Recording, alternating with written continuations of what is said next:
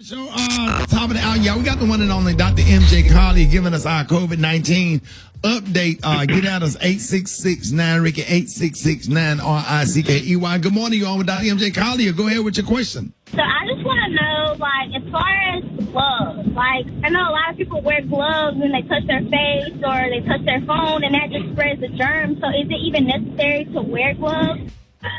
I am not a proponent of glove wearing because of just what you said. People have a tendency to touch more things because they have gloves, and they will not wash the gloves. So the glove surface is much more contaminated than your hands probably would be. So I just recommend washing your hands frequently, and or if you're not able to wash, to use a hand sanitizer, again, with the appropriate concentration of alcohol. But again, plain soap will clean your hands sufficiently. Just make sure that you're washing above the wrist and also on the back of the hands and cleaning the fingernails appropriately. All right, you're on with Dr. MJ Collier. Good morning. Okay, in wearing a full face shield, do I still need to wear a mask underneath? That's a great question because you'll see there's some pictures of Dr. Collier wearing each, and you'll notice that in the hospital environment, the individuals are wearing goggles and masks and face shields because they offer various levels of protection.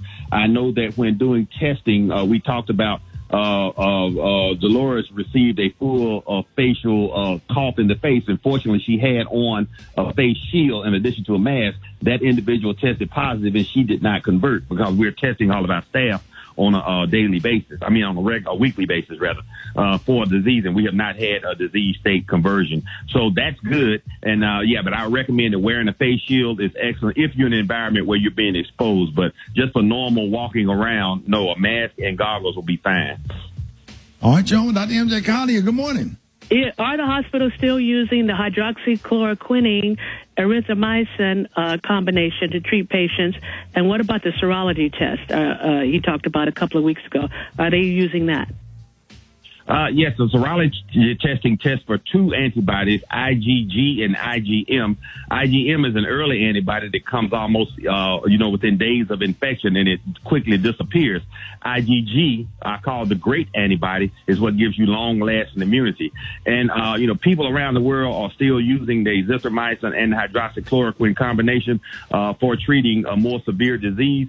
The question is, do you use those combinations or either drugs separately for treating prophylactically or for treating mild disease?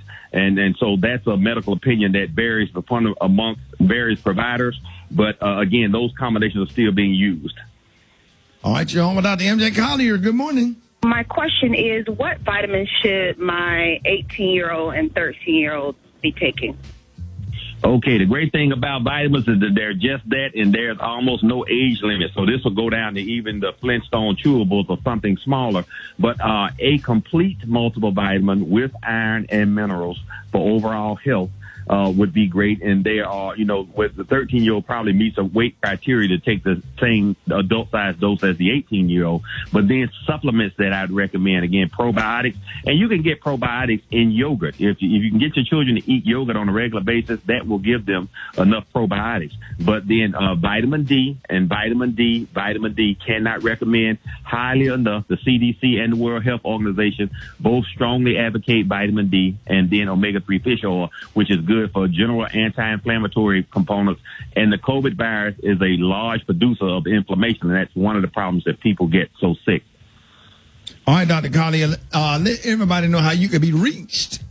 Okay, you can be reached on all social media at ASK Dr. MJ. And for the information concerning what you can do to boost your immune system, go to my website, LipoDrops, LIPODROPS.com. And everybody have a great Memorial Day weekend. Stay safe. Stay at home and have your barbecue with your immediate family. And next week, Ricky, we're going to talk about recommendations from the Dutch government about how to de-stress yourself, finding a partner, so to speak, to spend time with, to decrease your stress.